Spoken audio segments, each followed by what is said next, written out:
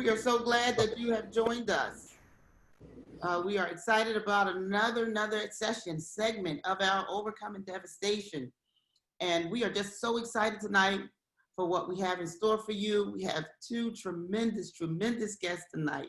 And I feel like a gift from God that I could get these two rock stars, in my opinion, on this segment.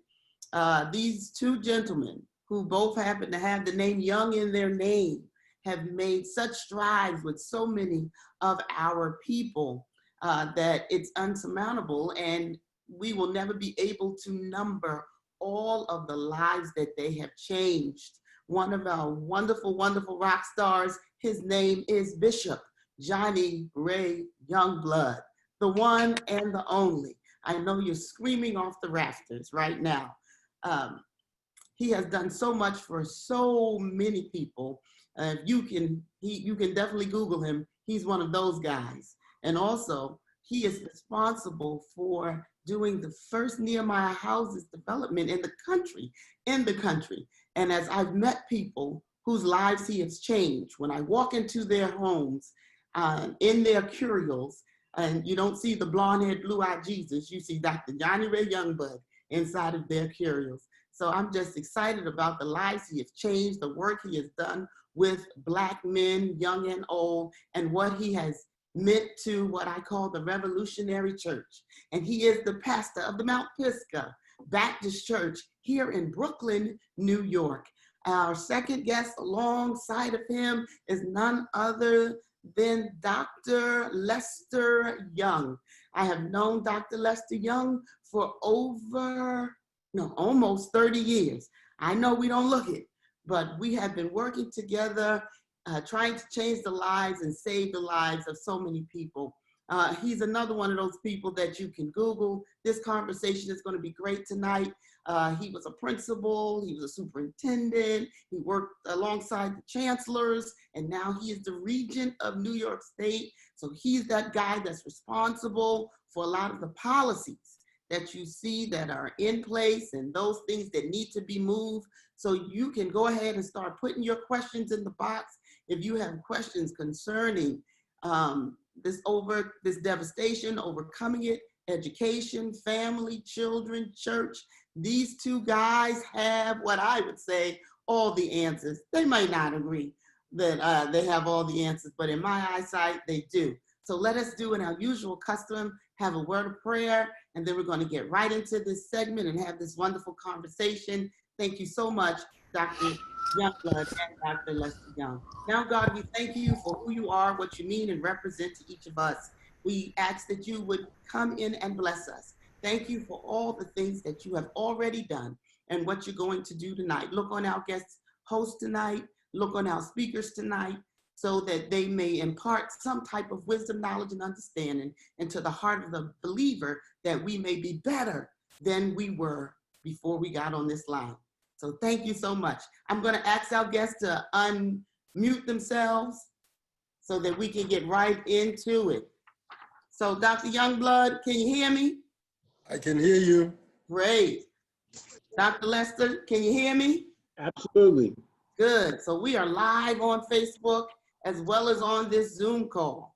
So as things were asked me if there was a way that I could get somebody to some of the devastation that we are going through. I'm going to ask my host to make sure that we mute everybody on income.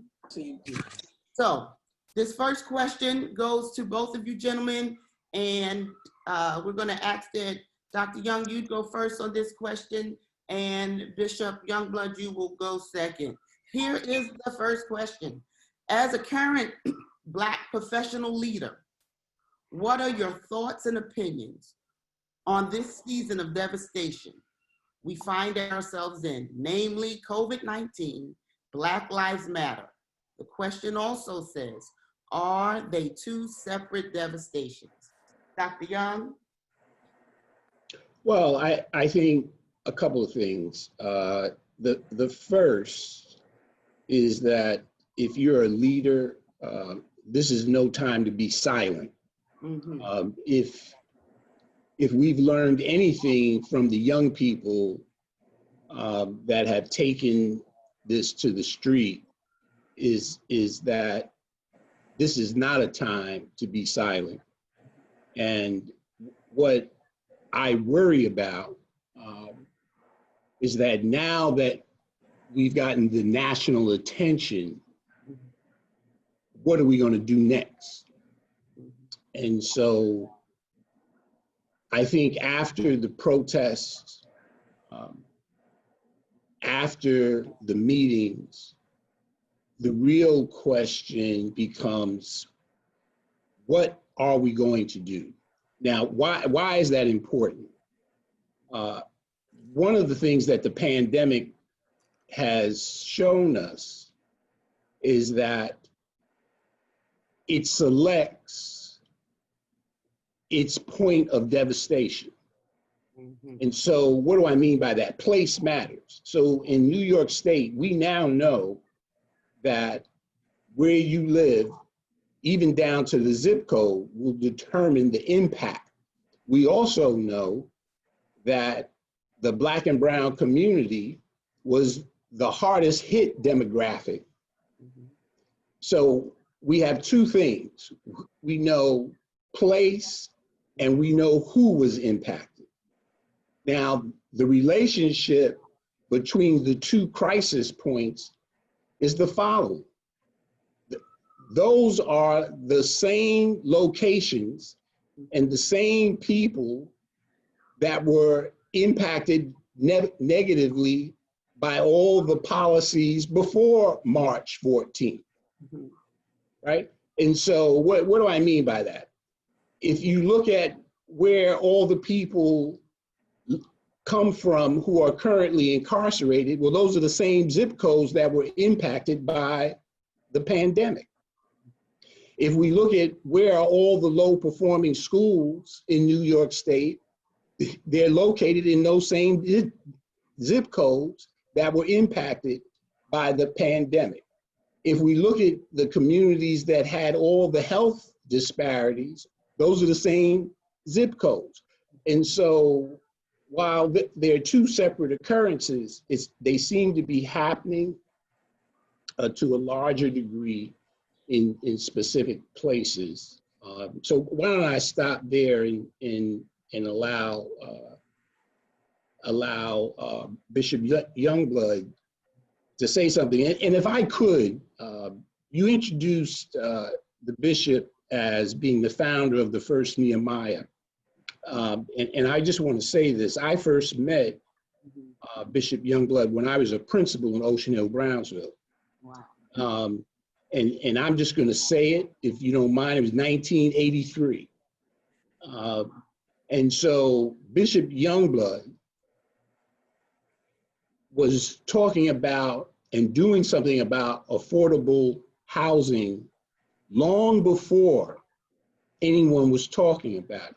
So all of this conversation that we're having today about how do we have an affordable housing plan for New York City, one of the things they ought to be doing is calling up Bishop Youngblood, because he did this long before anyone was even talking about it. So I'll be quiet. Wow. Thank you. Let me get into it. Dr. Lester, hopefully before long we can break some bread together.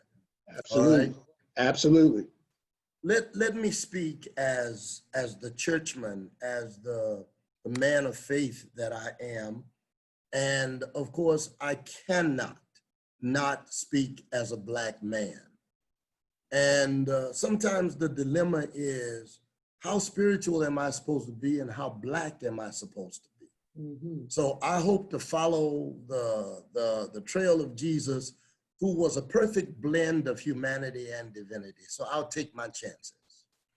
When the question is raised relative to COVID-19 and Black Lives Matter, what comes to my mind is the fact that the shutting down of the sun and the crucifixion of Jesus happened at the same time.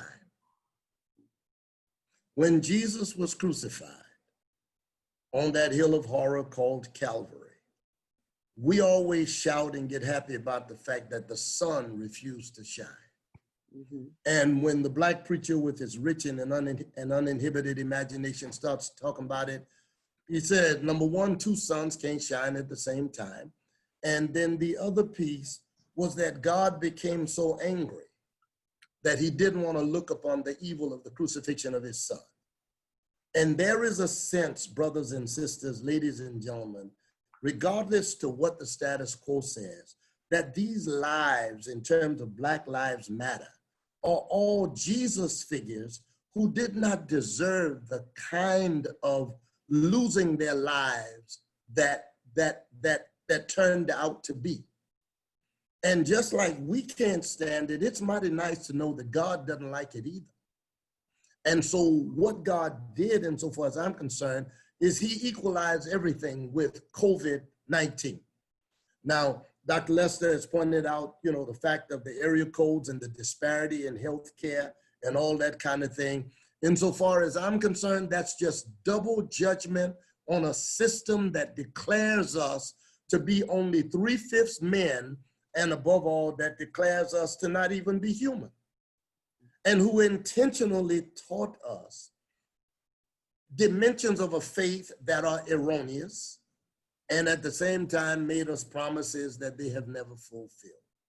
So as a Christian, I'll be 72 this month, y'all, and I still want to live another 72 years. You know how it is when it looks like you're getting ready to die, that's when you want to live.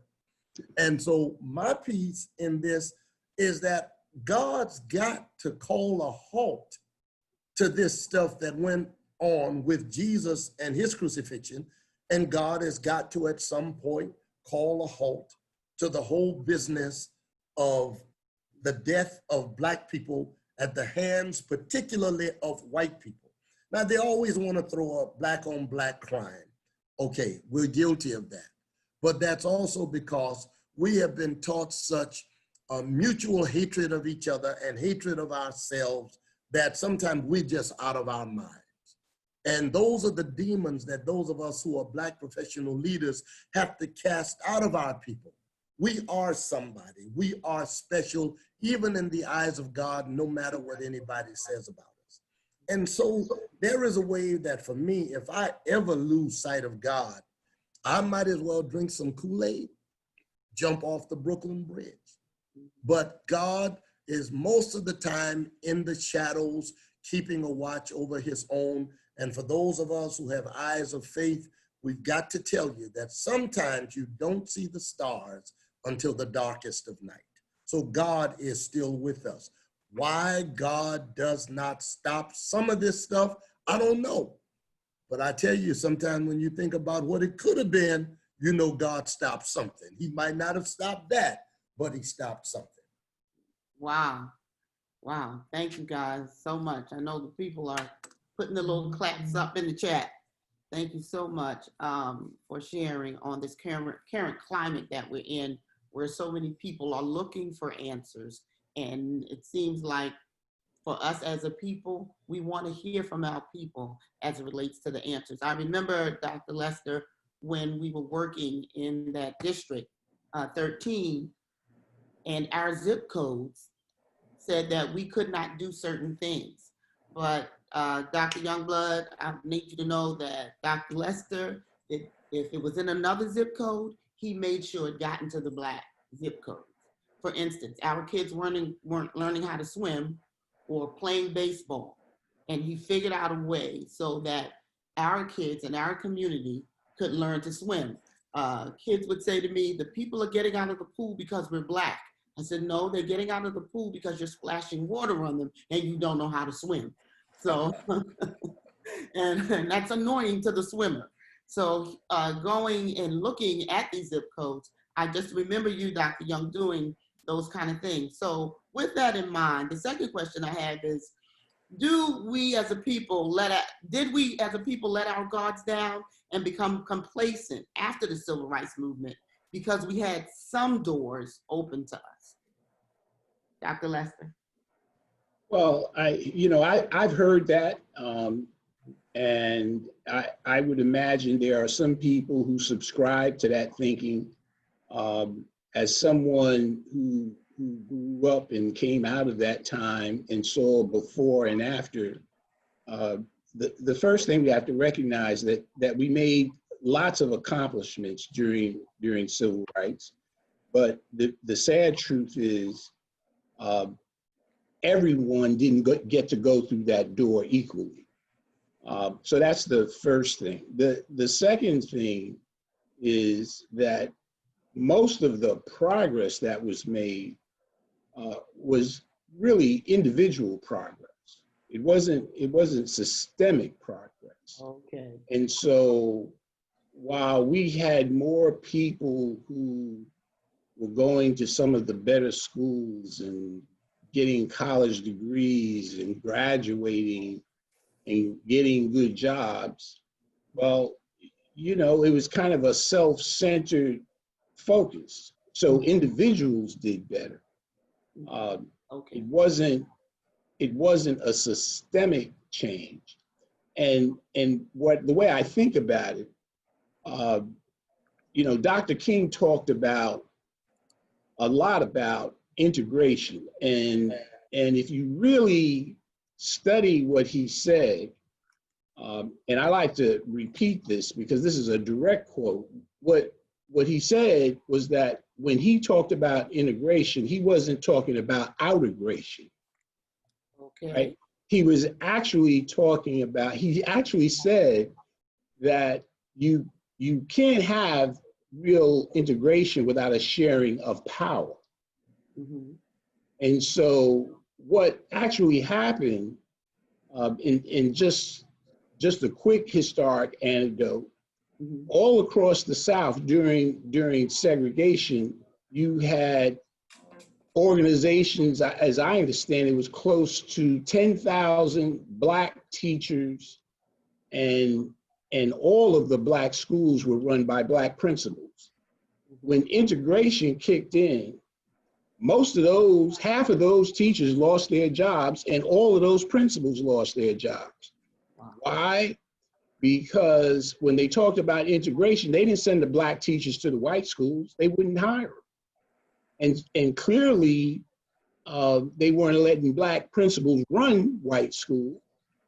And so what happened was the only people who were doing any movement was us. So I think you have to always put what we call progress in a context. Now, when you say, did we fall asleep? Sure, we had more elected officials, but having someone in office is not enough unless there's a method to hold people accountable. Right.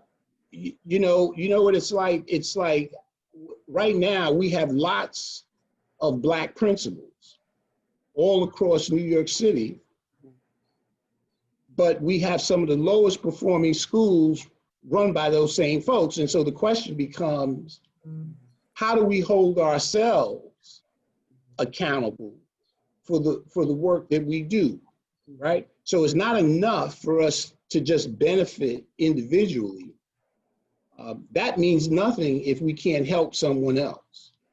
And so when you talked about what are the programs that we tried to have in District 13, the idea was that my job was to make sure we provided whatever opportunities that I thought would benefit our young people so they could be successful, whatever they were.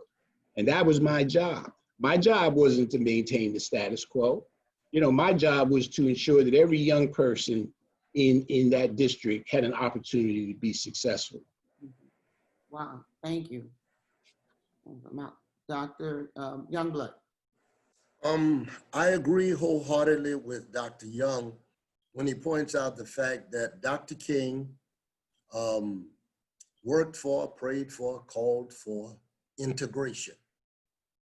And we never really got integration. If anything, what we really got was what my late pastor, William A. Jones, calls absorption. And again, that's what Dr. Young was talking about. We lost everything we had that we had put together to the best of our abilities around pot-bellied stoves in churches, you know, and in brush harbors. We had a very serious culture. Eugene D. Genovese, who wrote a book years ago called Roll, Jordan, Roll, talked about how the Africans created a world from sundown to sunup that had really nothing to do with the world they worked in from sunup to sundown. And somehow or another, our culture got contaminated and absorbed. Wow. Now, there were individuals who made some achievements, but I have also heard from some of those individuals that guess what? Everything that glitters is not gold. Mm-hmm. And I heard somebody say years ago, don't ever try to be like somebody else because you don't know how much hell they catch in being what they are. And so a lot of our people were given positions, but without power. Mm-hmm. The other thing that I think was a part of our problem is there's a sense in which we did think we had arrived. Mm-hmm. And in our feeling that we had arrived, because we had legislation on books, we thought that the hearts of people had been changed. Wow. And I want to say that and leave it at that, that people's hearts have not changed. Mm-hmm. People in power, Lord Acton, who is quoted a lot, he says that power corrupts and absolute power corrupts absolutely. And one of the basic definitions of power is the ability to get things done. And even Jesus talked about power in two senses. And that is one, exousia, which is authority, and dunamis, which is ability. And somehow or another, we as a people have not brought the two together, given by God, both ability and authority. And we think when we have ability that we got it from the universities that we were allowed to attend. Mm-hmm. But there is an authority that we need from God, because when people put their feet on our necks, I think we have a God-given responsibility to try to break the leg that's on your neck. Mm-hmm. That's right. That is as much theology as anything else. That's right. And so we did not remember where we came from. And the other thing is we did not tell our children our stories. We didn't tell them our stories. And people today have their young people up to 2 and 3 generations hating almost everybody because they told the stories of their horrors in history. With us, we play the game of, well, my child don't need to know that. You know, we're through that now. We're over that now. Mm-hmm. And the horrible fact is that we may well be going back to it. We may not get to it, but trust me, there's some people planning to try to get us back to where we came from. Mm-hmm. You wanted to say something, Dr. Young? Thank you. Yeah, I was just going to say, I'm reminded as the bishop talked, one of my mentors always said to me that we got everything we asked for, but we lost everything we had. Yes, yes, Mm. yes. And what does that really mean to us that don't understand what that means, Dr. Lester? Well, what it means is that we forgot what we had that got us over some of the most difficult times that humans had to endure. Right. All right. So those in your audience who grew up during Jim Crow or had relatives who understood it, or you were during the South during that period of time, you know exactly what I'm talking about. That we had to rely on each other. But in relying on each other, I mean, we're now celebrating, I think we're in the 99th year when they had the Tulsa massacre, right? Where they went in and wiped out an entire city because, as the bishop said, and if you understand our history, that was a total Black community that was referred to as Black Wall Street. And the the white community was so angry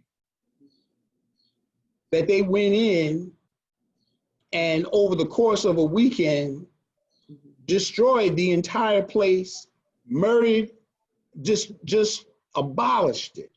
But what we haven't done is that we haven't done a good enough job explaining to our young people what are our strengths. You know, there was a time when we had a common sense of values in the community.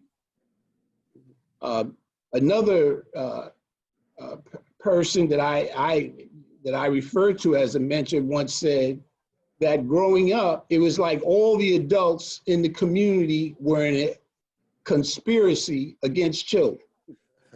In other words, all of the adults had the same thing in mind. But here was the other part to it.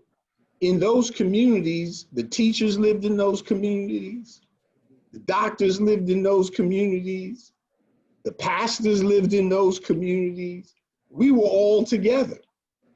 And so there was a mutual benefit that occurred. But as after civil rights, and again, going back to what I said earlier, and individuals started to do better, we decided to go elsewhere. And so we got away from the importance of the collective nature of what was happening to us. And so, as I said, I think that yeah, we got everything we asked for, but those things that got us over, we lost. And I think we've got to do, we have to equally do some soul searching, because again, what I worry about at the end of this process, if all we're going to do is sit around and ask for things or ask people to do something for us, I'm not certain that that's going to accrue to our benefit. Wow. May I just add to that, Dr. Moses? This is great, yes. All right.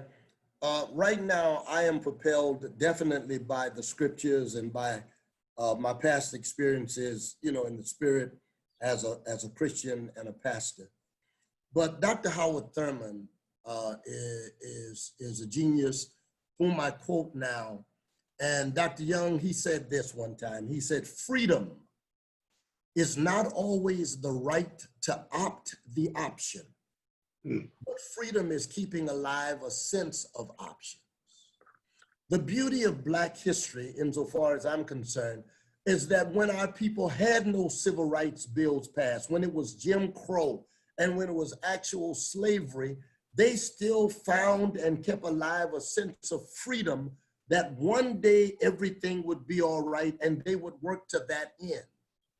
For a long time, our people did not compare themselves to whites. They did the best they could where they were with what they had. And so I'm from New Orleans, Louisiana. Y'all ever heard of gumbo? Gumbo was not a cuisine that was put together by design. It was put together because that was all mama and them had to feed everybody. And I've seen the genius of Black people. Certainly we should not have to take nothing and make something out of it all the time. But when we fail to recognize that we still had freedom and ability and genius, even inside of the most horrific situations, then when we come out, we look to get our rights and abilities from people that maybe we are in some crazy way jealous of. And we've got to understand that it's in our genes That's right. to be geniuses. That's right. All right, our history was intentionally kept from us. Every time you stop at a stoplight, that's a Black man. I mean, what our people have done historically before the civil rights movement, all right, is something our children seem not to know. And so that's what we mean when we say that we gave up all we had to get what we asked for. And some of what we wanted really has not been worth it. Somebody said that what we wind up doing is climbing the ladder of success. And when we get to the top of the ladder, they are there to tell us, sorry, your ladder was up against the wrong wall. Thank you so much. This is incredible. Oh my God. Because I often say, what is it that they fear? Because the enemy doesn't come after anything that doesn't have worth or gain. So if it's coming after the Black man, it's coming after the Black family, somebody knows something that I think we, even as a people, don't know, which is why they refuse to let us read and write, because they knew we would catch on. And I'm going to move on so I don't take up too much of the time, because I'm really enjoying everything that you guys are saying. But this leads me to our next question. You wanted to say something, Dr. Young? Yeah, I was just going to say this. I think the other thing you don't want to miss is that, because when you were saying that, I was thinking about the countless number of young people that I come in contact with. And what I am convinced of is that a lot of people can't appreciate the absolute brilliance of our children. Right? So they want to tell you that our young people, they can't pass this test or they can't do that. And so here's where the brilliance comes in. Have you ever talked to a young Black, a teenager, and their use of language? I mean, they create, I mean, think about it. Just the expression diss, when they diss, so where did that come from? They now have taken bad and made it good. I mean, the way their minds, see, they're able to manipulate language to communicate with each other in a way, and we all know the amount of money that's coming through the rap world, right? But that's pure genius. And many of these artists were not successful in school. And that's because, right? That's because we've gotten away from who we are and telling our story, right? So I have to say, I've been in the business of educating young people a lot longer than probably than some of our audience has been around. But the point is this: I don't leave it up to other people to figure out ways to reach our children, right? And I think people talk about things like achievement gap and all these things. The gap that I like to talk about now is the responsibility gap. Who's going to be responsible, right? I was going to quote Isaiah, but I'm going to leave that to the bishop to do. But I do know that there's something that says, well, who shall I send? And there was an answer to that, right? And I think what we've got to do as a people is share that answer, right? And be willing to raise our hand when we're asked, who shall I send? And I do feel, thank you so much, Dr. Young, that this Anglo-Saxon way of learning does not work for our children at best, because we are hands-on learners. You show me what math is, I'll learn it. And as you're right, you're absolutely right. Our children are absolutely brilliant.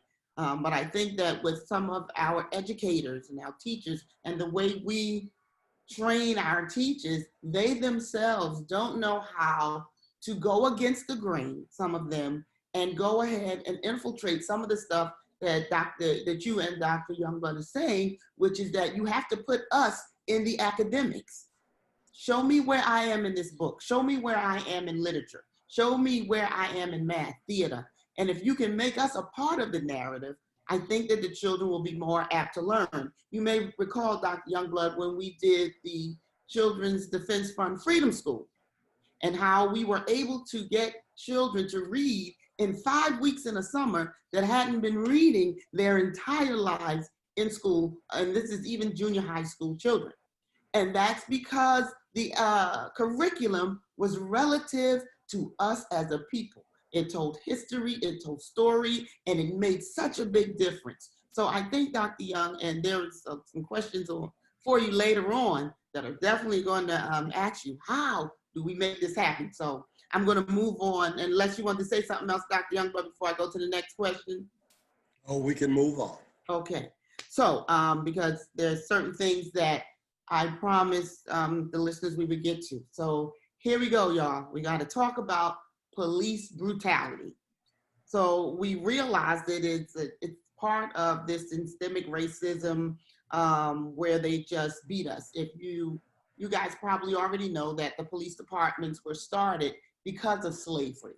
And police were designed to watch slaves, catch slaves, beat slaves, kill slaves, and they could have lost their job if they did not do it.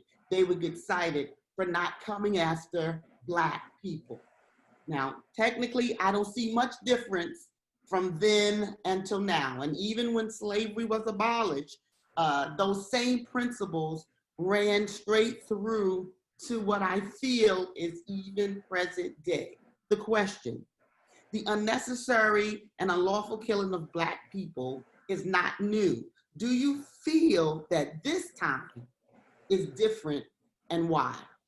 Pastor Youngblood, I'm gonna let you go first. I would say that this time is no different from other times. Mm-hmm. My father, who's dead and gone now, and he was not in any way, an avid churchman or anything like that. My brother was, my father was my brother as a Black man. My father was, he was one of the street brothers. And my father, fortunately, worked for Domino Sugar for 41 years. For 41 years. He was one of the first people to participate in a protest relative to underemployment. And he was the first African-American crane operator in the St. Bernard Parish there in New Orleans, Louisiana. When he got ready to retire, they, when he came by to get his last stuff from the locker and whatever else, they brought him into an area that they called the White House there in New Orleans at the refinery. And they sat him down in front of cameras, all right? And I'm telling you something about my father. So he had worked there 41 years. And my father, in Upon This Rock, the story that was written about my ministry by Sam Friedman, as he sat there, the reporters said to him, "You've been here 41 years. How have things changed?" My father was my father. My father said, "Ain't shit changed. Same old shit going on, just new people carrying it on." Thank you, Bishop Youngblood. Like only you can say it.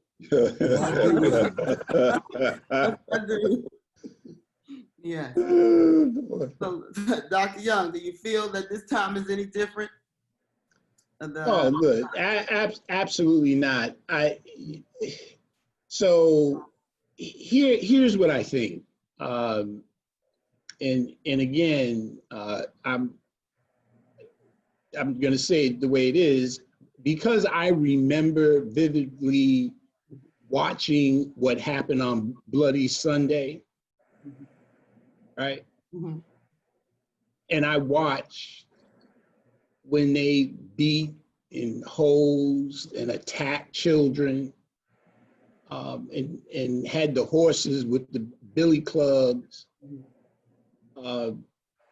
I think that was just as devastating as when that officer had his knee on George Floyd's neck. I think the difference, I think what's happening is I don't know any Black man who, when they watch what happened to George Floyd, they all felt that knee on their neck, right?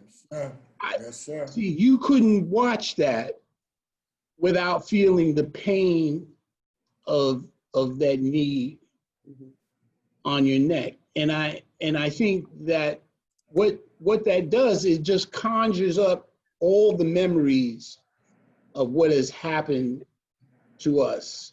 And so now you watched it in slow motion. Mm. Mm. You heard the man Mm. cry. You heard this in front of you. You saw the callousness of this officer with his hands in his pockets. You heard the people on the sidelines begging, pleading with him to let him up.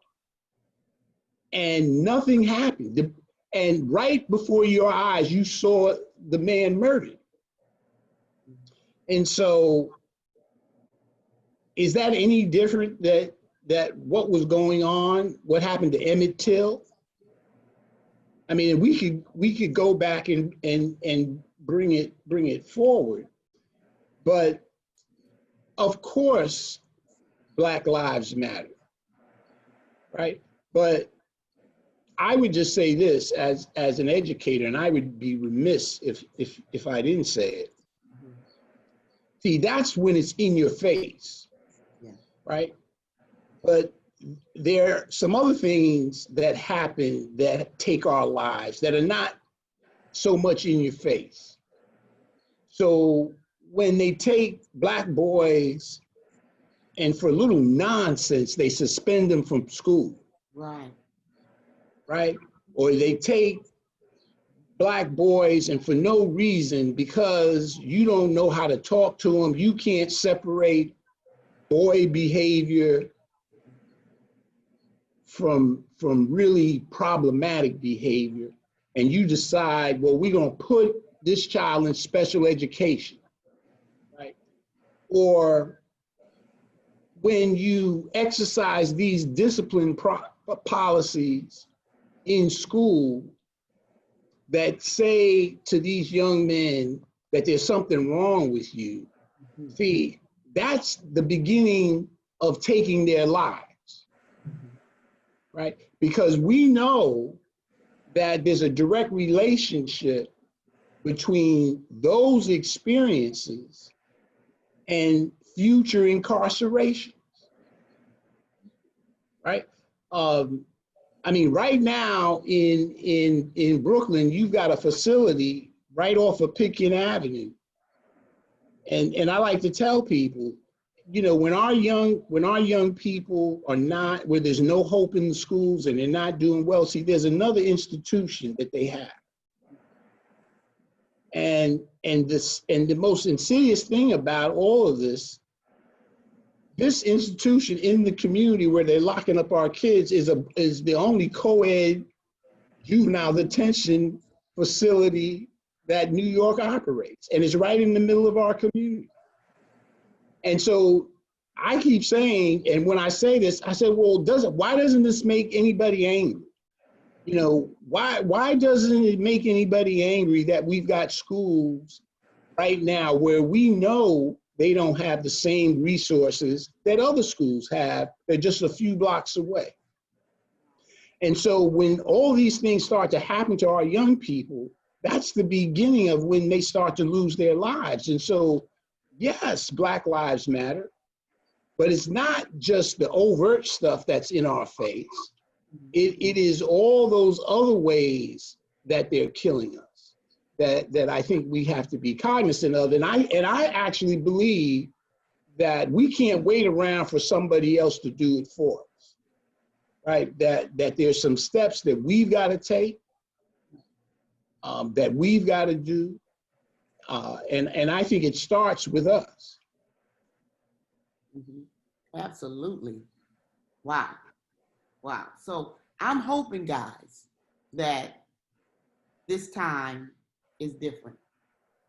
If it's no more than, you know, the riots, you know, and the looting and all of that, you know, Martin Luther King said, we riot in this aggressive way because we need to be heard. So that's why we burn up stuff and blow up stuff. Certainly, we're going to have some questions about police officers that are coming up later, but I want to go over this one more question, and then we're going to circle back with the questions that I think are just as important. But I do feel that so much of what you guys are saying is what we have to do, which means we can't be individual. We have to be together on this. And we have to save all of our kids in our communities. And I think that some leaders need to know that it's okay to work with other leaders. Because Dr. Young, sometimes when I go around to the schools, the principals don't work together. Like sometimes I feel like the principals could do them some good to do some rioting, so that they would learn to work together, so we could get stuff all in the community. I thought that was the reasons for districts, so that people could work together in their district. But as you know, it doesn't always work that way. So let's move on to the next one. Where do we go from here?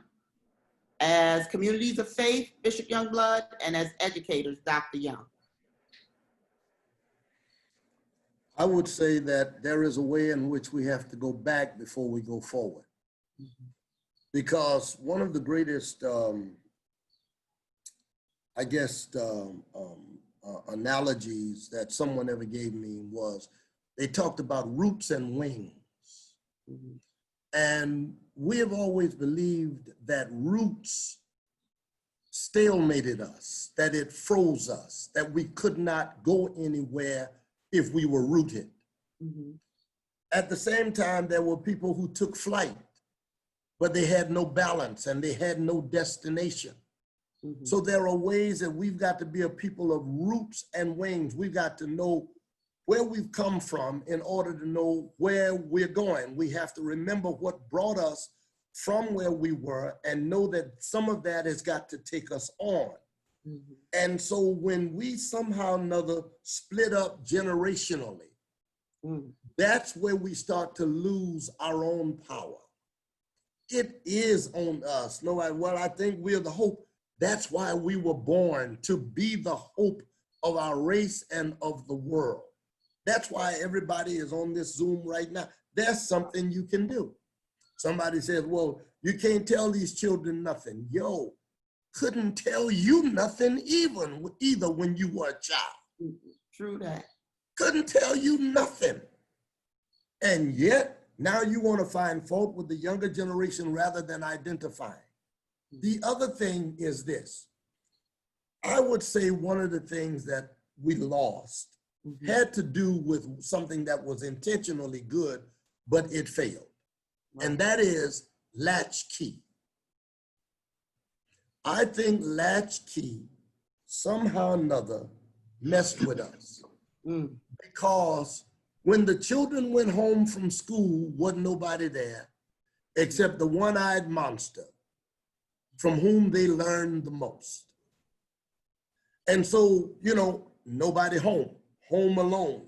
I mean, you can laugh at it, when it comes down to that Christmas series, but our children were home alone, but they were not alone. They were there with the television, and then they were there with some of their friends, and then they got into gangs. And all we as parents could say is, after all I do for you, well, the children didn't know that you were doing a lot of stuff for them, so therefore they took things for granted. Mm-hmm. The other thing that I can say in terms of the generation gaps, and I mean plural, between us, is that the craziest and most insane thing in the world is that we learn to raise our children the way white people raise slaves. Mm-hmm. Wow. And when we talked about not wanting them to get into trouble, we meant one thing for the girls and another thing for the boys. With the girls, it meant don't get pregnant. With the boys, it meant don't get in trouble with the law. Right. All right? And even my father, whom I love more in death and toward the end of his days than I did in the years when I could have been more loving, but I was seeing him through some jaundiced eyes. And what happened is that my father even said to me once, don't get in trouble, because if you do, ain't nothing I can do for you. And I didn't understand racism. I didn't understand double standards. I was in church where I was supposed to love everybody. I went to school, talking about the Constitution of the United States with all people created equal. And I'm 72 years of age, and they're still saying I'm only 3/5 a man. Mm-hmm. And the reason they can do the stuff they do is they do not see us as humans. And even when we call each other out of our names, we are reinforcing some of that toxicity. Yeah.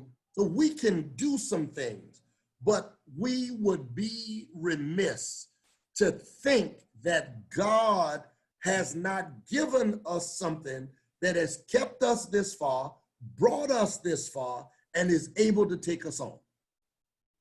Wow. So We've got to know that God has always been there, but how? And what has happened to many of us is we've turned on what we had and not been appreciative. And inevitably, the results are some of the things that we are now suffering.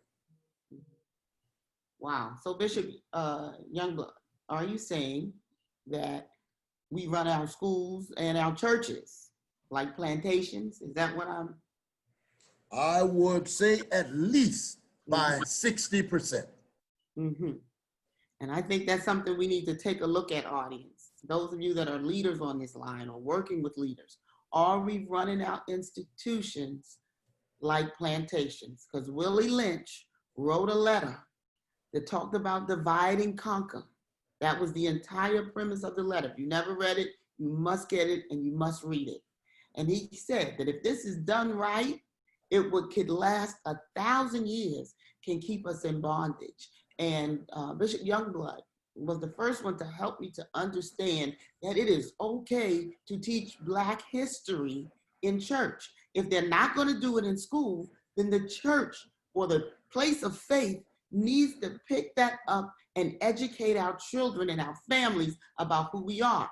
And he created with his team something called the Ma'afa and the middle passage, but more so the thing that I remember you saying often, Bishop Youngblood, is that the way out is back through.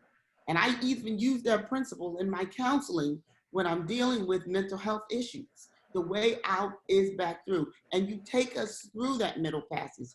And some people never knew that even the King James Version of the Bible and how they put the slave language was in it. Like once I went to the Ma'af, I started learning things that helped me to research more. So the church has to have some accountability for making sure that we know who we are as a people. What are you really preaching? One of the reasons that Pastor Youngblood is on here, because he understands and he has done a lot of work with people about helping them to know who they are as brilliant people that God created first on this earth, and that there is a fear of you because of your genius and your work. So I guess it's a further conversation of how we get leaders to change their mindset, Bishop Youngblood, to start doing the real work that is so very, very necessary. May I jump in just a moment? Yes. When I first found the Willie Lynch letter, Mm-hmm. I attempted to read it 3 times and I could not. I wept when I read it. I got scared when I read it. The Willie Lynch letter was one of the most difficult readings I've ever had.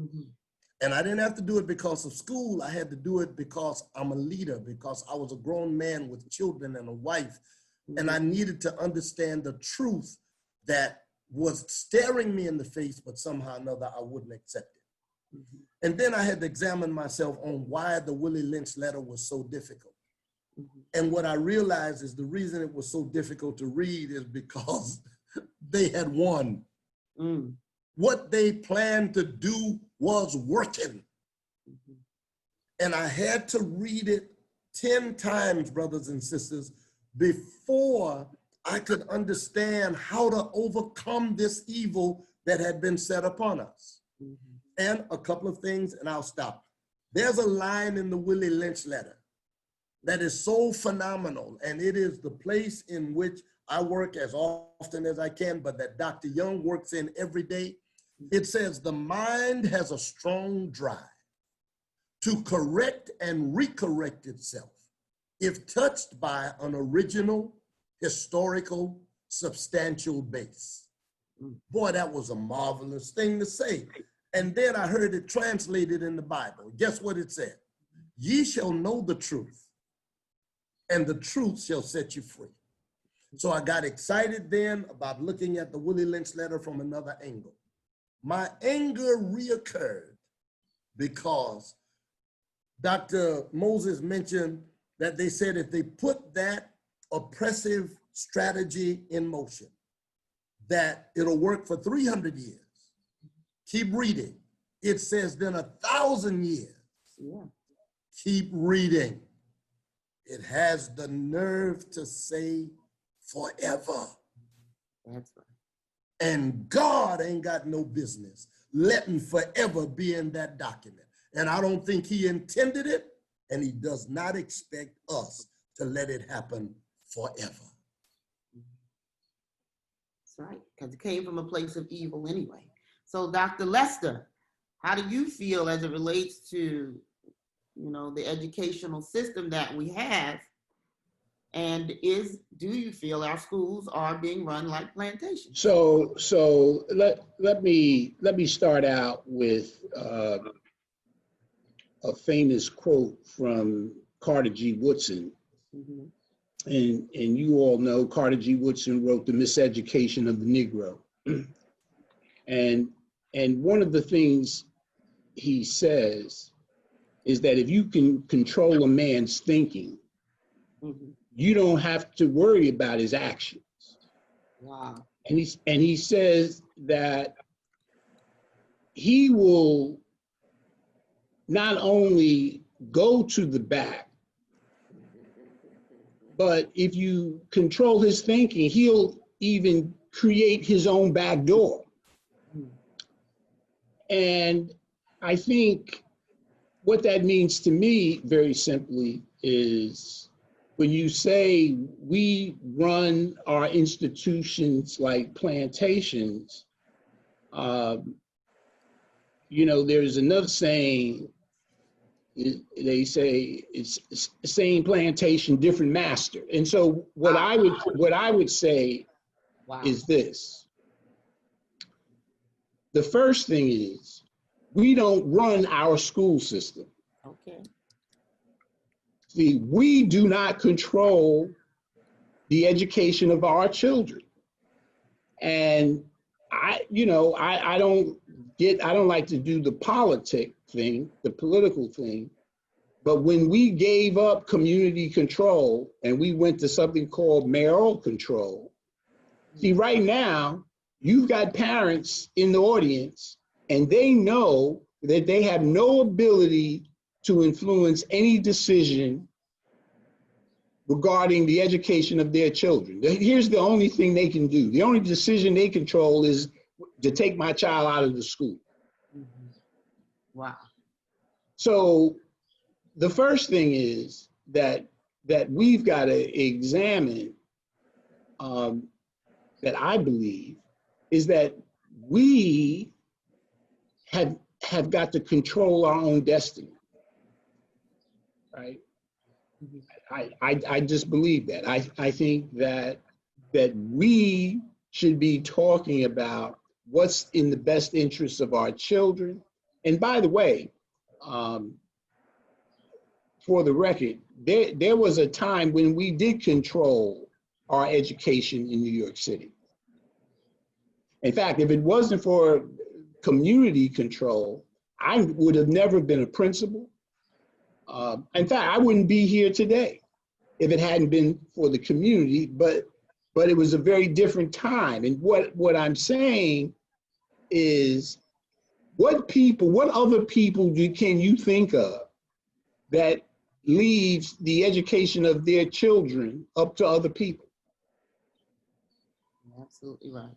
So when you talk about, well, why aren't we teaching more Black history? Why aren't the school? Well, why aren't we, right?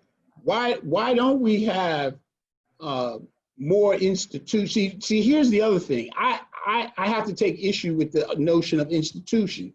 I believe there was a time when we did have institutional anchors in our community. Mm-hmm. And I believe that one of the missing parts of our community right now is a lot of those anchors don't exist anymore. Mm-hmm. And so I think what we've got to figure out is if we truly love our children and love ourselves and love our people, then there's absolutely no reason why we can't do a better job educating our children. And we've got to figure out in our communities, how do we get the same thing that other communities have? Dr. Moses, just 1 minute, let me jump in. Yes. When Dr. Young said what he said, I remember the late mayor of New York City, what was his name? Percy Sutton. Okay. Percy Sutton said that one day there had been a campaign, and I think it was a campaign even at that time, that was dealing with white police brutality against Black bodies. And there was a rally and everybody was there. You know how we do at rallies, we're glad to be there. And boom, boom, boom, boom at the rally. He said that when everything was dying down, that a Jewish rabbi stepped up to him. And he said this in a setting, and it just awed me. He said the Jewish rabbi said, Mr. Sutton said, the Black man will never make it. And Mr. Sutton said, he looked at him and said, my good man, why would you say something like that? And said, the Jewish rabbi said, the reason the Black man will never make it is because his woman is against him and the enemy is teaching his children. Wow. Ooh, it is quiet in the room. His woman is against him. If you could just give us a 30-second of what that means when he says his woman. It means that his woman is against him and the enemy are teaching his children. And most of us see things through eyes that are toxic rather than healthy. Mm-hmm. I have said in my own congregations, when a Black woman asks a Black man, how come you can't get a job? That's almost a ridiculous question. Mm-hmm. We're not always lazy. Right. We get denied jobs. And then if we tell you somebody denied us a job, then you want to go with us back down there to jump on them people because they won't give us a job. Mm-hmm. In the school that we had, one of the things that happened is we had a young fella there. I don't remember his name, and it would be inappropriate to call it if I did remember his name, but he was one of the biggest kids in the 6th grade. All right, I mean, the dude was huge. So you know what the other kids looked like around him. Well, he did something and the teacher called his mother in. His mother went in and in front of the class was beating up on him in front of the teacher, telling him what he ought not do, blah, blah, blah, blah, blah. And you know, the little children were there and they were sniggling and everything. And this big kid had to stand there and take that from his mother. Now, y'all, that was in the school, in the classroom. When he got out on the streets, Van Sicklen and Stanley, when a cop saw that 6th grade kid, the cop became as afraid of that kid as he did any other Black man. And for him to go from inside of a classroom being humiliated even by his mother, and then out in the streets where he could have been shot dead mainly because of his size, there's some understanding that does not exist between us as Black people. Wow, that's all I can say. So there's a lot of teaching that has to go on really, really quickly. Dr. Young, do you want to say something to that? Well, what I would say is this, and here's why I believe we've got to control our schools and our destinies. If you look at the models that they've put in place for educating our children, the way that they deal with the way that young Black children are dealt with in school, it doesn't matter whether in elementary, kindergarten, pre-kindergarten, middle school, high school, it's all based on this deficit approach. They always start out, I mean, when parents go to school, what's the first, they want to tell you what your child can't do. And so, I mean, just think about this for a moment. there are children that go to school every day, or when they were able to go to school every day, and they didn't have a successful experience at any time. And just imagine, right? A youngster that goes to school and they weren't successful at any time. At a point in that youngster's life, he's going to start to see himself and associate that not being successful with himself, right? And he's not going to see his esteem. He doesn't feel good about the school experience. But we all know that our young people instinctively do best what they do the most. And so those of you who know sports know that if you've ever watched a youngster go to the park and they get in their head, they're going to learn how to dribble this basketball the way the players do on television. And they just practice, practice, practice. And here's what happens. Eventually they get it. And then they do better and better until they can play the game. And here's what I know, that our young people can be just as successful in school. But it requires that, number one, we have to encourage them. We have to show them the way. We have to provide them opportunities to practice. And when they don't do well, we shouldn't be referring to them as failures, right? Because they can do this if they just try, and we're going to help you. And my job is to help you be successful. That's what the learning experience should be about. And I don't believe, personally, I don't believe that the system that we have right now is really designed to help our children. Now, you might ask me, well, what is he saying? And I'm saying to you that if the system was designed to really help our children, why would so many of them not do well in school? Why would we have this problem that we have? So I actually think there's some other things that we've got to do, but it has to start with our asserting ourselves. And when we have solutions, we need to look at where those solutions are. And I meant what I said earlier. I actually think if in the middle of Brooklyn, if Bishop Youngblood has some experience in figuring out how to teach Black history, there is absolutely no reason why we can't replicate that in school. I mean, here's the other silly thing. Why do we only reserve Black history to February? Yeah. I mean, just think about the nonsense of that. Right. Why do we tolerate that? Right. Right. So I hope this is helpful, but perhaps we should talk more about real solutions. Mm-hmm. Mm-hmm. Well, you're giving us some real solutions. Absolutely. I am in total agreement with everything that's going on and what's being said to help lead us. And Dr. Bishop Youngblood, I remember like the work that you have been doing with men and faith. When you get them, I heard you get up one time and talk about how you had to redo, these men were so broken, grown men, but really broken from things that have happened in their childhood.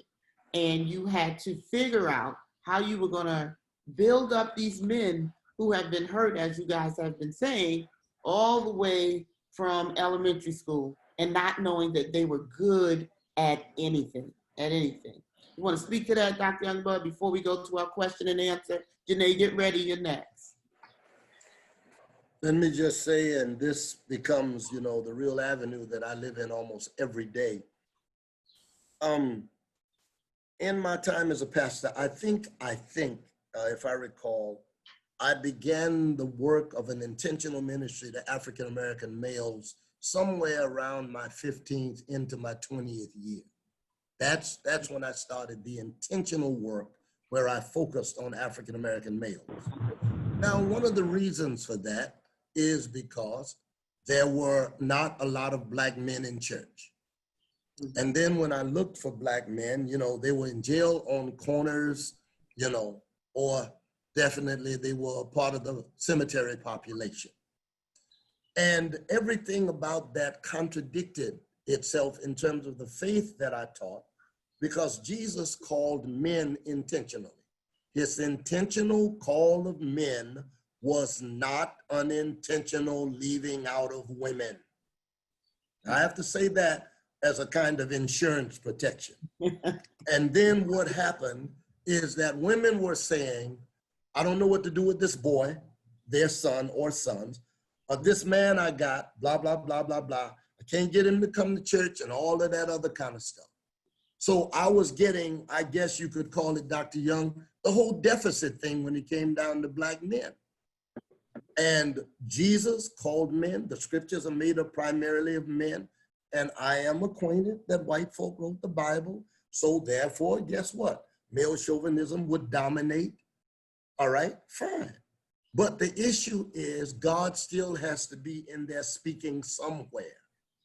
And so I began to do a work up out of my own history, as well as a certain kind of looking at the church. And I became a critical lover of the church. And I was able to get men to read. I was able to get men to go to therapists. I was able to get men to go and check on their health. I was able to get some men to go back to their families. I was able to get some men to change jobs so that they would have a greater sense of being somebody. And, you know, I really think that I'll at least get into the pearly gates for that. Now, the manner in which I was allowed by grace to do it, guess what? Some of y'all got a problem with it, but you can take a long walk off a short cliff. And that is, I spoke in the language of the men that I met. Listen, I had earned degrees. I was a good student. I had been a Spanish major. I studied Greek. All right. But, you know, that didn't impress the brothers. The brothers were impressed when they knew that I had been where they were, that I understood the world that they came out of. And one of the main things I did in terms of my own life in dealing with Black men is that, number one, I had to go back as a pastor. I was 40 years of age, and I had to go back and renew my relationship with my father, whom I had written off. And he was right there in the house with us. And I'll never forget, my daddy, he saw our superficiality in terms of our sanctimony, you know, how holy me, mama, and my brother and sisters were. We went to church every day, but he was the one going to hell. And my daddy said to us one time, he said, if I catch y'all's asses in hell, I'm gonna whip you out of there. Y'all better make sure y'all going to heaven with all of this sanctimony that you're doing. My father taught me something around that. The other thing that I had to do is I had a son out of wedlock, all right? And guess what? I had to go and be renewed to him. And in my being renewed to him, I am honored because he sits on this call with us today as the pastor of the Martin Luther King Memorial Church. And we've done some other acts of reconciliation together. And I know there's healing for the Black man, but there are truths that, number one, we got to face, truths we got to speak. And then there are ways that we have to cultivate because we can be made whole. I argue, and I don't know what I'm going to do with it in the future, because you know, when you get older, you get a little bit bolder. But I think since I'm a bishop, Dr. Young, I am going to canonize somebody, all right? And I'm going to canonize Lazarus in the Bible. And I'm going to make him the Black man saint because he died in a matriarchal household. And when he was put away, they were finished with it. And then one day Jesus came along and said, Lazarus, rise. So St. Lazarus is going to become, for me, the patron saint to African-American males. Wow.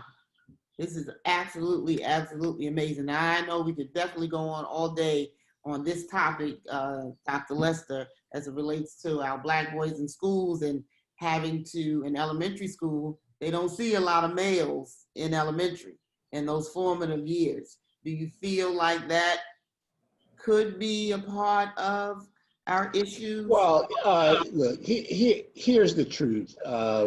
You, the, the first thing we've got to do uh, is recognize that there's really nothing wrong with our Black boys and our young men. I mean, we have to start there. Um, you know that we have an initiative in New York State, the My Brother's Keeper initiative. Oh, And the reason why we have the My Brother's Keeper initiative, very simply, is I believe that if we say that Black males are having some challenges, then the way to address those challenges is to not develop programs for everyone. The way to address the challenge is to what we know. You have to hit the nail on the head. You have to go in and develop an initiative that targets the development of Black boys and young men. And so the My Brother's Keeper initiative is designed to do that. It is an intentionally designed strategy that says, look, we're going to put our arms around these young men and we're going to help them. And the first thing that we're going to do is ensure that they have a successful school experience. And so now what have been the fruits of that? All across New York State, we've grown from starting out, we were in 5 cities in New York State. We're now in 28 cities. In other words, there are 28 cities where the entire city has in writing strategies that they're going to do to support the development of Black boys and young men. And so if you go to Westchester, you will see that they have programs that start in pre-kindergarten. And they also, just as recently as last year, not only are they working with young people all the way through high school, they actually have a program in the Westchester County Jail where they've convinced the department there that they've given them an entire floor where they do counseling and job training and how to get along with the family and what are you going to do when you come out, because you have to be where young people are. And so for me, I think if you're working with young people, the first thing is you have to have a relationship with these young men. See, the thing that I know about boys and young men is that here's what they want to know. They want to know, do you care about them, right? And our young people can see through you in a minute. You know, the one skill that these young people have is they know if you're for real, if you're not. They know if you're a phony, if you're not. They know if you mean what you say and if you don't. And so what we've tried to do with the My Brother's Keeper initiative is say to these young men, you know what? There's some other young men, there's some other men who look just like you, who care about you, who love you, and will do everything they can so that you could be successful. Now, what are some examples of that? We're experiencing this pandemic, and the My Brother's Keeper in the cities that have My Brother's Keeper, we've got men who check in with these young people every day, even in the remote learning, right? Even though we're in this remote learning, we've got men who check in and make sure they're getting what they need whatever support they need, helping them out dealing with some of these family issues. Because again, a lot of our boys are having to carry the weight of the pandemic themselves. You know, they're experiencing death. They're in a household where people are losing their jobs, where they've now got the essential workers. And on top of that, they're being told that they have to learn remotely without any adult supervision. Right? And so we've got to figure out, well, what do we do to help support these young people and what's possible? So I believe, and it gets back to what I said earlier, is that we've got to accept the responsibility for working with our own. Now, your question was, does the fact that they don't have adults that look like them in the school setting, and is that problematic? Well, of course it is. Absolutely it is. The young people will tell you. You know, I've talked to high school students from Brentwood to Buffalo, and they say things to me like, I've never had a teacher that looked like me. Wow. Right? And so you see, where does the role model come from? Right? Where does the communication to a young person to say, well, you know, I could be just like that because that's me. And so I wrote something recently and I said that I consider myself a Black man who sees himself in other Black men and who prays every day that those Black men see some of themselves in me. So we've got to understand that there is that relationship and there's that connection. And without that, I mean, that's how we do this. And we need more of it. Yeah. So Johnny, Bishop Youngblood, we depended on you to get us some more things, because it sounds like Dr. Young said, if you could put something together, it needs to be in the school system. So we got to use Dr. Young as much as we can. Thank you so much. I got to move on, guys. Our time is fleeting away from us. So Janae, if you could come on with the first question real quick.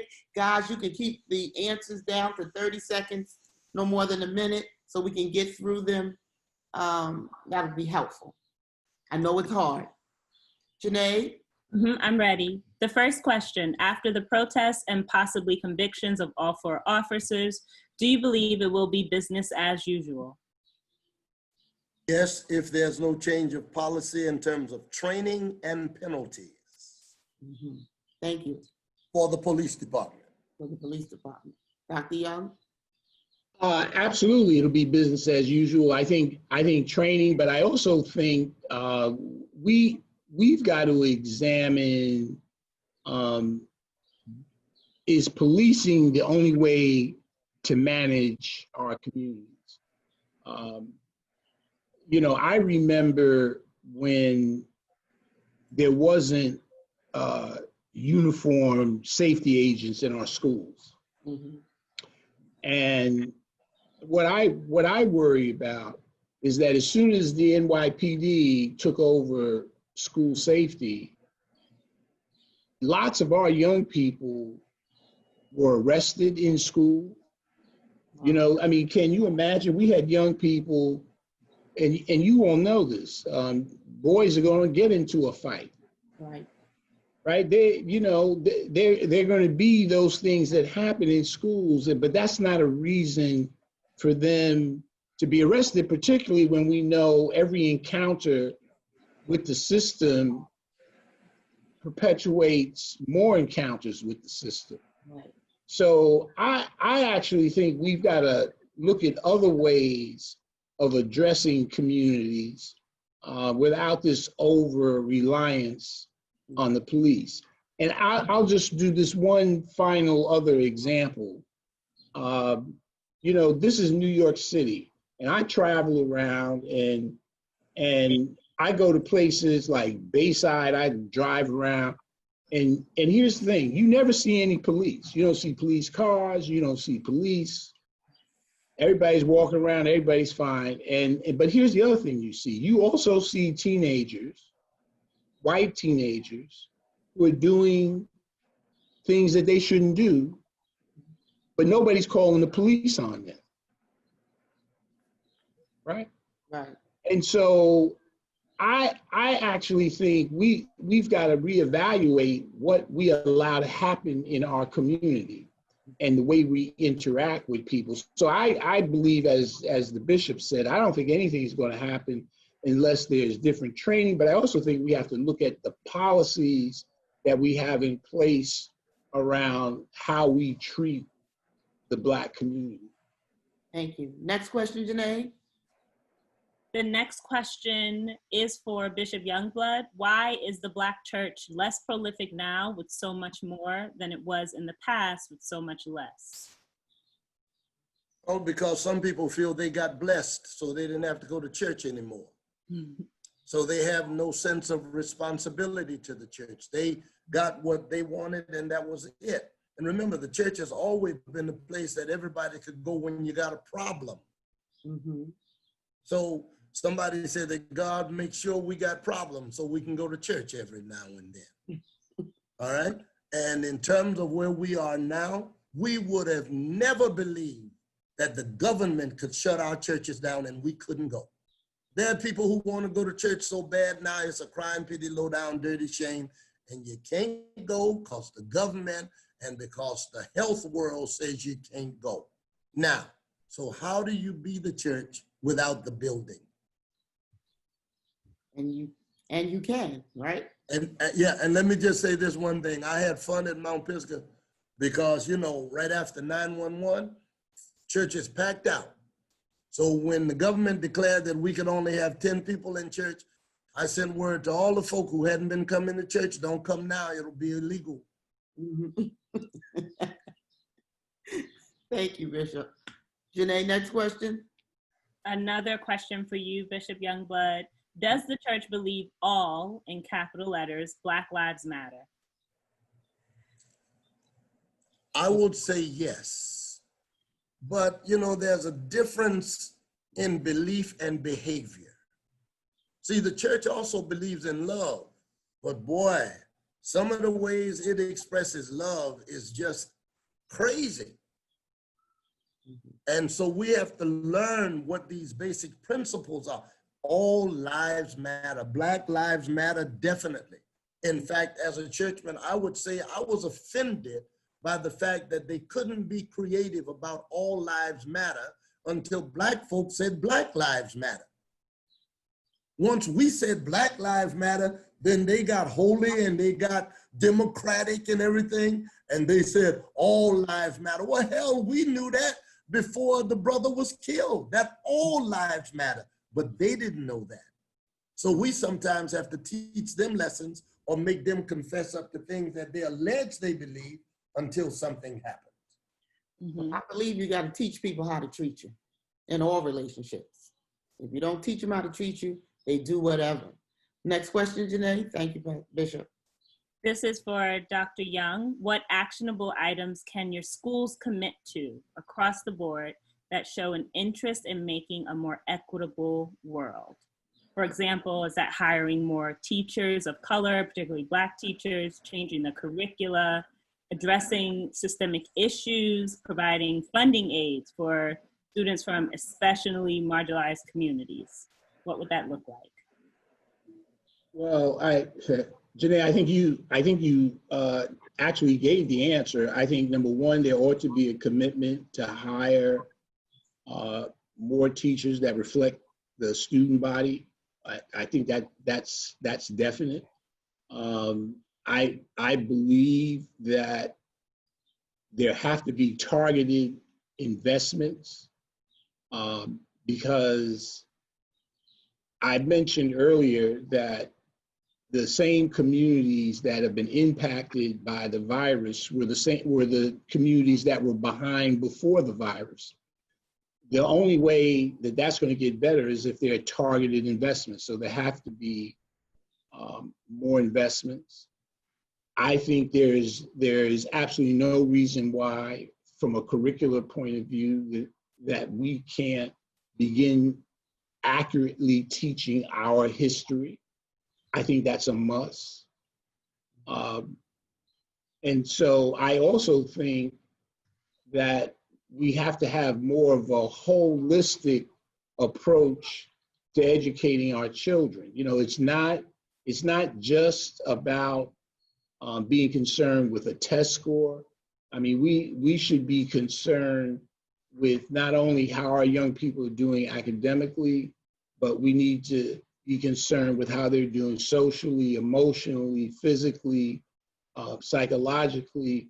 So what that suggests is that we've got to be concerned with the whole child, so that schools ought to have programs and strategies that target the total development of young people and not lose sight of what we mean by learning. So I think there's some immediate steps that we could take, and those are just a few.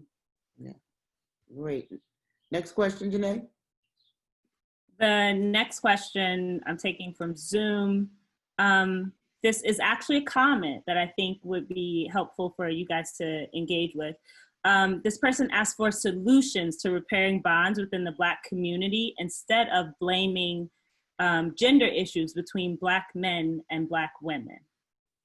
And so I'm wondering how you guys are thinking about that in the context of the conversation. My main way of thinking about it and talking about it is conversation.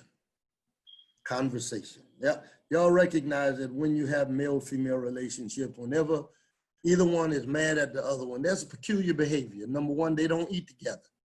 They don't eat at the same time because one is mad with the other. All right? Even kind of go to bed at different times. And then in the morning when we wake up, we don't even talk. Good morning becomes, you want something to eat? You know, we don't talk. Now, in the talking,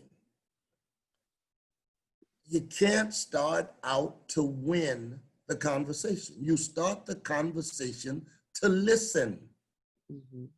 And everybody ought to be allowed to finish their sentence. In the communication between men and women most of the time, ain't no finishing a sentence. So you mean, I ain't said but 3 words. So that means, oh, I haven't finished my sentence yet.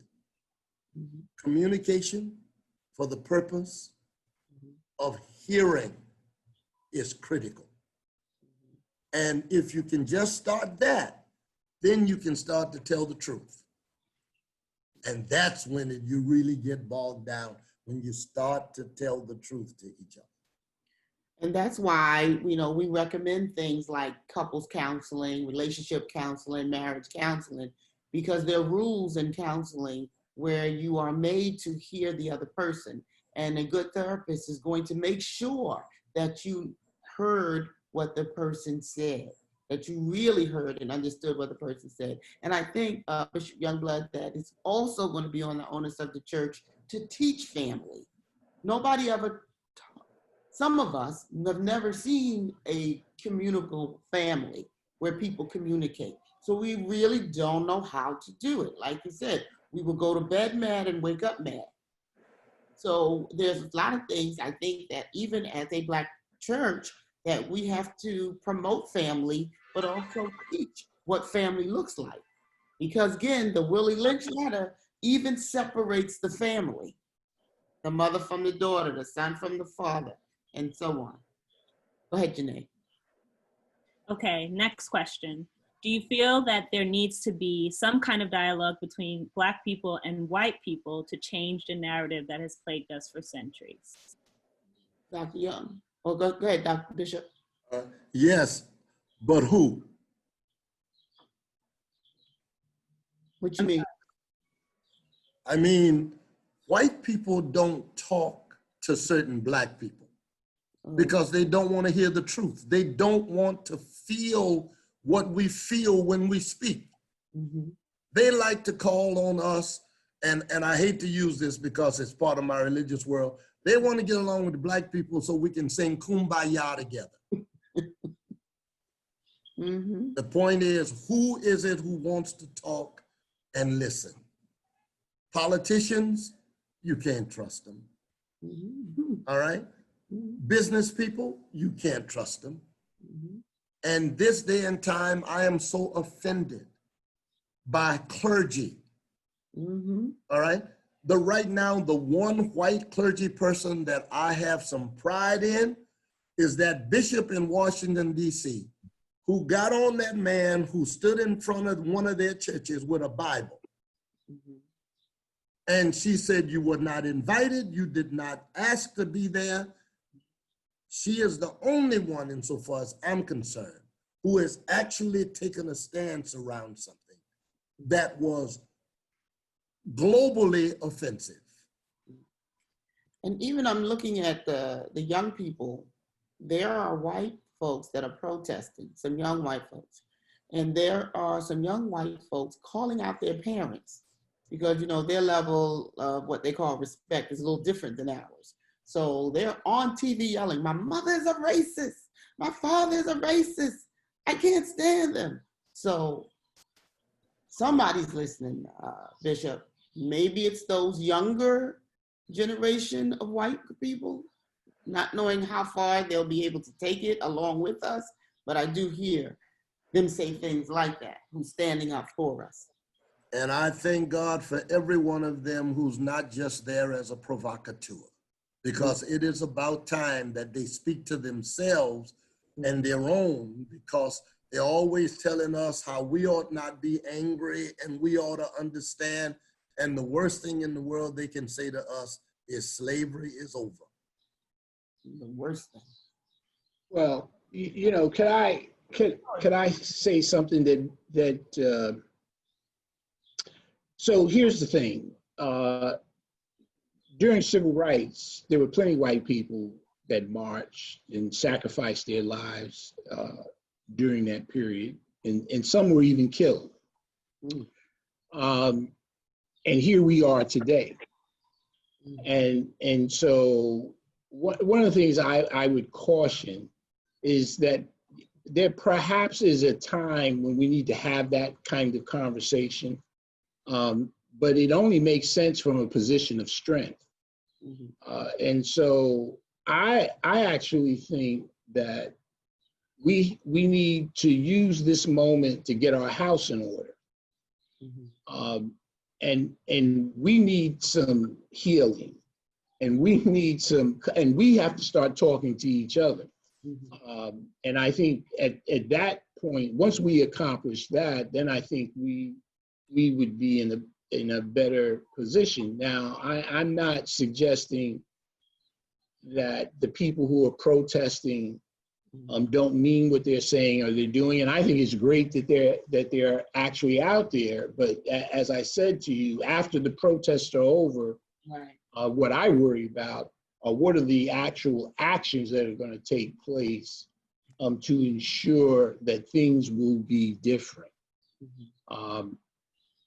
So it's just an additional way to think about this. Thank you so much. Please let me say that I do not in any way want to imply that we as a people don't need to change. It's just that I've heard that all my life, and every time we change, things get no better. Now, it still doesn't mean we're not supposed to change. But I really do not enjoy talking to almost anybody who, if we say something about white folk, they come back and say, well, you know, we need to get our house together too. Any Black people who don't understand that, please remember in the scriptures, everybody who went through the wilderness didn't make it to the promised land. Next question. Thank you, Bishop. Do you believe completing the census is help to our community or more of a way of targeting us? And is our vote meaningful and impactful at all? So I think one question is about the census. Is it really to help us? Dr. Young, maybe you could speak to that. And Oh, absolutely. I think if we don't participate, that will be used against us. So Yes. I think Yes. the only way that I can respond to that is that we need to stand up and be counted. So the I sense, wholeheartedly agree. Amen to the educator. All right. All right. But it's both. It's both. If we sign up, which we should, it is also a way to track us. You can't get past tracking in this country. Your license plate, your social security number, all of those are tracking devices, birth certificates. We can't get past that. So it's never really in this country for us an either or. It's really a both and. But we still need to do some things. And as the good doctor said, stand up and be counted. yeah. Especially when it comes to voting. I think that we went out in droves for President Obama, but we did not understand the importance of the local elections, your Congress and your senators, your judges and council people and so on.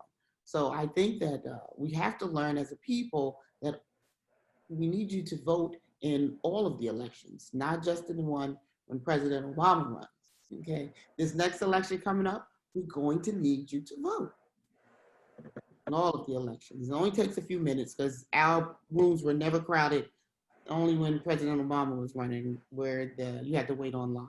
So you don't have to wait, just vote. Janae, anything else? There are so many questions. I'm not sure what, would you like me to ask one more maybe? We'll take a couple more. Maybe two. Did Okay. you get Benjamin Miller? Yeah, so I don't have the names of the questions right now. Okay. But if he wants to if he wants to send the question again, I can add his name. Know exactly who authored it. Yeah. I thought the names came up when you, but go ahead. Go on with the next question. Why are our children's future determined by their zip codes? Can we stop the government from redlining our children and remove school zoning? Black and brown families are frequently locked out of quality education because their families cannot afford to reside in more affluent neighborhoods. Dr. Young, did you hear Well, that? you know, I heard it loud and clear. But here's what I would say to you. There's no reason why we can't have great schools in our community. And that's my answer. You know, here's what I know. We have a history of having good schools, great schools in our community. The problem was we just haven't had enough of them. And so I think that you have to start from the premise is that every youngster is entitled to have a great education and a great school. And we ought to be fighting to ensure that all of our young people, regardless of where they live, have access to great schools. And that's what we ought to be demanding. Right, because I guess the people are saying, let me run here, let me run there. But let me just say this to that person. I believe in public school education. I think you should save your money for college. My children, girls grew up in public school, and PS 21 is across the street from Brevoort Projects. And Mrs. Dr. Young was the principal at the time. And that school is still a thriving school. I believe Adelaide Sanford, then Dr. Young, and then so many others.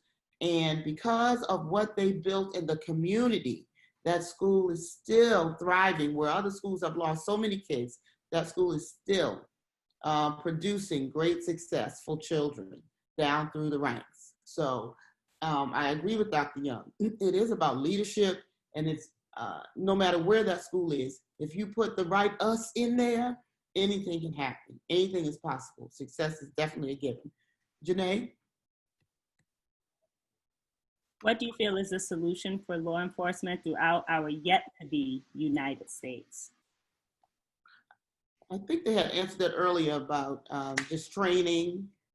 And I feel like the psychologicals are important.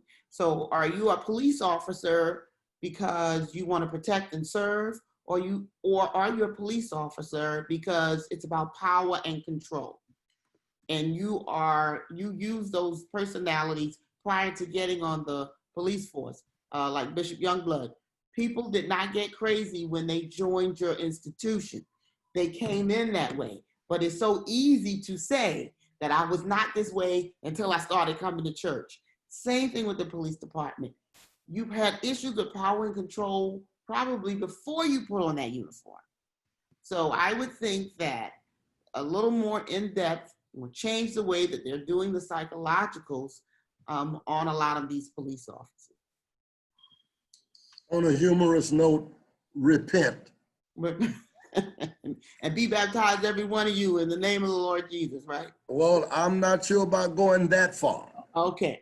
because we have not heard from the white church. Mhm. And some of those people go to church. Right. Right. And we almost have not heard from the black church either, Bishop. I know they won't let us in. They won't let. Well, you know, there's another issue. If the police believe that the people that they're supposed to serve and protect are in effect the problem, then they can't serve and protect them, right? They just do what they do. And so I think you've got to actually look at that a little more carefully, that a lot of police officers believe that we are the problem, and that their job is to come in and correct us, Right. versus this notion of serve and protect. Mhm.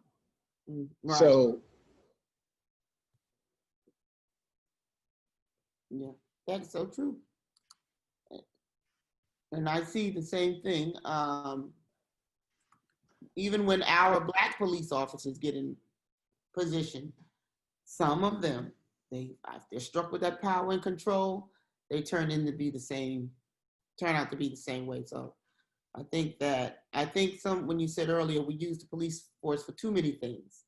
And, you know, somebody has mental illness, call the police force. Somebody's cat in the tree, call the police. Just so many different things. Janae, one more. Okay, this last one. Should our people view leadership from a biblical perspective, the model being Christ? Read it again, Janae. It skipped a little bit. Should our people view leadership from a biblical perspective, the model being Christ? Yes. Well, that was quick. Okay. Did you get Benji's question, Janae? That was. That was Benji's question? Mm-hmm. All right.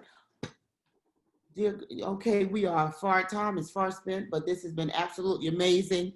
I've been getting Dr. Young, Bishop Young, I've been getting all kinds of texts saying my Zoom was not big enough and that I should have opened it up to at least 500 people on the Zoom, but I thought I could just attract those people in Facebook, not realizing that the older generation don't have Facebook.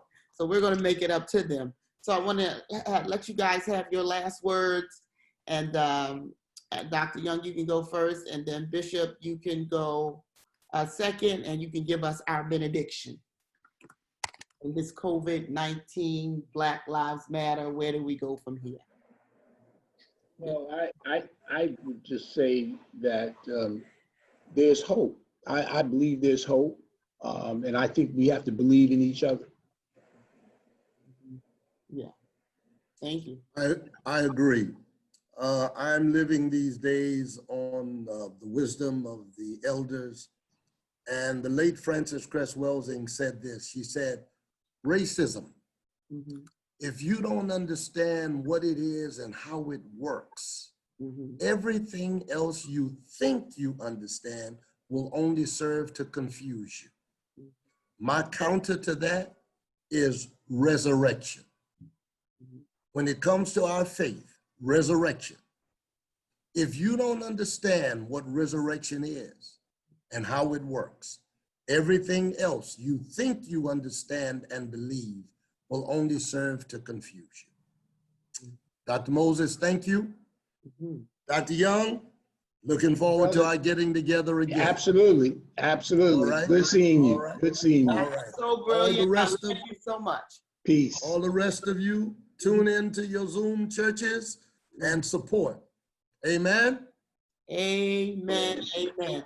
Thank you all. We will be back in 2 weeks. Taking a break next week. Got to take my daughter. She's doing her residency in Chicago. So we'll be there for the week. See you back in 2 weeks. Thank you so much. Stay in tune. And you can reach me at my website, www.amceny.org. www.amceny.org.